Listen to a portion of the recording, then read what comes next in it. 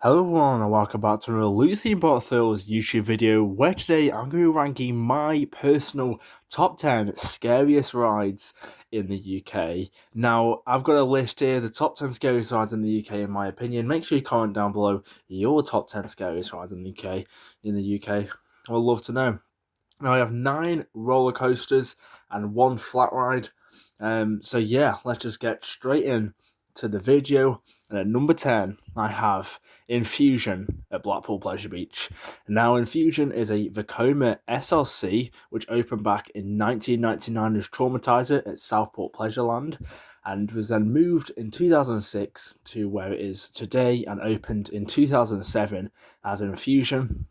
Sits right next to the Big Dipper and the Big One in a there's a pretty nice plot of land with the water underneath. It's a great off ride, but on ride, I found it to be pretty scary.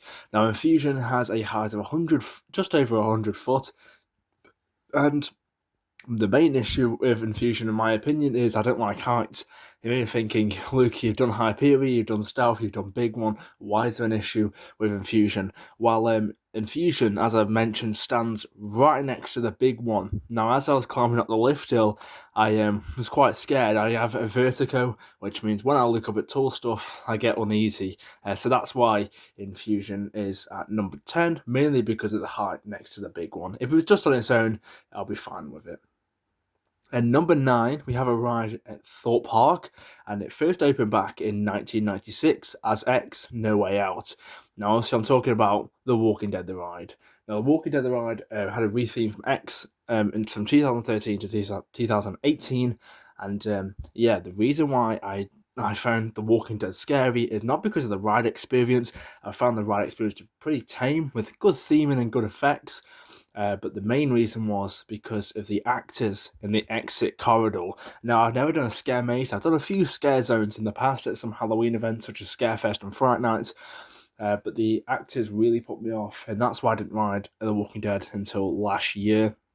But luckily, for both my rides on The Walking Dead last year, there was no actors in the exit corridor. So, yeah, that's why it's ranked at number 9 and not further down in the list. And number 8, then, I have the Swarm, also at Thorpe Park, the 2012 B&M Wing roller coaster. Now, when I first looked at the Swarm, I was like, that looks really cool. This is like in 2019, before I really got into my coasters, before I started riding them. And then in 2023, I did the Swarm for the first time, and that first drop was absolutely insane. The wing over drop off the lift hill. I've never done anything like that in my life. And obviously, you got a pretty intense turnaround after the incline loop and just before the corkscrew. And the final inversion over the station, the inline twist, was really slow, gave a lot of hang time. And I thought it was pretty scary. Also, I've never been a fan of the vest restraints on Galactica at Alton Towers and the Swarm at Thorpe Park. And yes, I found them pretty scary to be going through them elements at 127 foot. Number 7, another coaster. We have the Smiler at Alton Towers. Now, the Smiler opened back in 2013 as the world's first 14-looping roller coaster. And just from that alone, I think you can see where this is going. I was so afraid of the 14 inversions. Bearing in mind, I've never really been afraid of an inversion, but 14 back to back looked pretty intense for me. But the main element I was mainly scared for was the indoor section because I didn't realise how light it was. I thought it was pretty dark in there, but it is pretty light on the ride. And also the second airtime hill. Now, I absolutely adore that part of the ride now, but before I did it back in 2023, I was definitely afraid of the second airtime hill. I just thought I'd get that much airtime that I would absolutely hate the rest of the ride. And for the most part, I do for the roughness, but I just thought I'd hate the Smiler second airtime hill. But it's ranked at number 7 for me. And number 6 is another Gerstlauer coaster, and this is Soar the Ride, which opened back in 2009 at Thorpe Park. Now, I first rode the Soar the Ride in 2023 in October, and in the single rider queue, I was like, I can't wait to get to the outdoor section because I know I'll be fine at that point.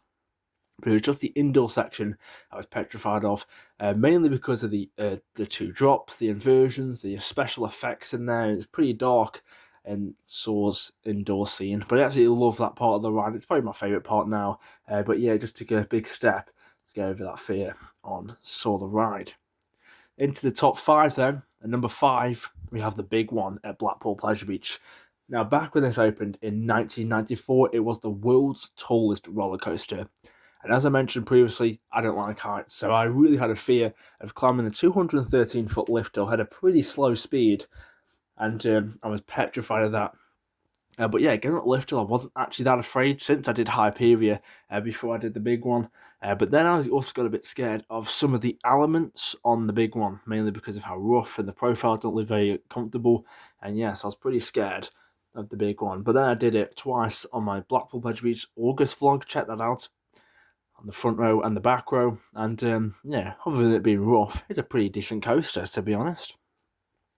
At number 4, another tall coaster standing at 205 foot and a top speed of 80 miles per hour. It's Stealth down at Thorpe Park. Now, Stealth is an intimate hydraulic launch coaster which opened back in 2006. And the two main reasons I was scared of this was one, the hydraulic launch going from 0 to 80 in 1.8 seconds, the world's fastest hydraulic launch coaster in acceleration, not speed. And also climbing the 205-foot top hat. Now, like I said, I'm scared of heights, so I won't bore you in that. But previously I did Rita. I wasn't a big fan of Rita's launch, mainly the kickstart of it.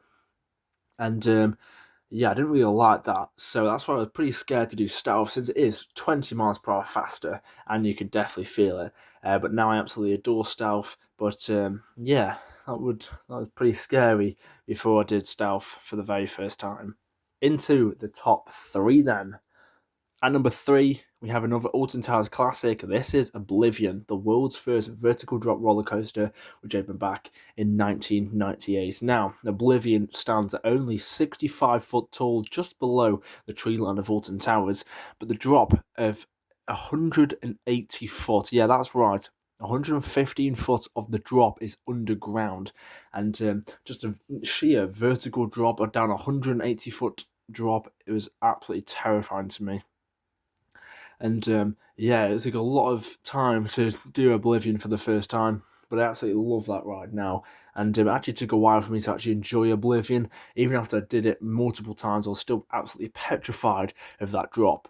Now, I actually feel like the worst part of Oblivion is the turnaround and the hold before the actual drop, just the anticipation and the fear of what's about to come. But then the drop is a load of fun. Then at number 2, we have the first and only flat ride on this list. If you watch my vlogs on Alton Towers, you will know that in Forbidden Valley, there's a certain dark ride which I'm not a big fan of, and that is Nemesis Sub-Terra. Now, Nemesis Sub-Terra originally opened back in 2012. It's an ABC drop tower ride, and it reopened in 2023 after being abandoned for 8 years. Now, in 2023, I was like, yeah, it's an okay ride. It's not my favourite, but yeah, I'll do it maybe once a month when I was at the park. In 2024, I only did that once, and yeah, I thought it was pretty scary. The actual drop on the ride isn't that forceful, and that's not really scary in my opinion. What is scary is the leg ticklers and back pokers. Now, that is pretty scary in my opinion. They're not very comfortable, and they're pretty intense. And it's a pretty sensory overload attraction, in my opinion, with many special effects and soundtracks and lighting. Very, very intense, in my opinion. And also, the scare actors at the end. Obviously, I previously mentioned that at The Walking Dead. But yeah, the scare actors weren't that bad, in my opinion. And they didn't really do much. They just sort of roamed around the exit corridor, just to add that extra little kick to the ride. Number 1, you may have already guessed it, but my scariest ride in the UK is Hyperia, the UK's tallest and fastest Mack hypercoaster, the UK's tallest, standing at 236 foot tall and reaching speeds of 81 miles per hour. Now, I absolutely adore this coaster. It's my favourite coaster in the UK, and I absolutely love it. But every time I join that queue line, I still get absolutely terrified of climbing the 236-foot lift up, mainly due to the height of it. Go through the Cremor roll, because that is an absolutely insane element. But I absolutely love Hyperia. It's just the sheer thought of it maybe stopping at the top of the lift hill like it has done and me having to sit on there for an unknown period of time. And also, some of them elements are just absolutely insane. There's just a lap bar as well. It's a Mac clamshell restraint, so it's very comfortable, but it's just pretty scary being 160 foot in the air, doing a crema roll, and then not going into an inversion. But yeah, so that is my top 10 scariest rides in the UK. Make sure to comment down below what yours is. And if you have enjoyed, make sure you like and subscribe and follow my Instagram at Luke Theme Park Thrills. I've been Luke. Goodbye.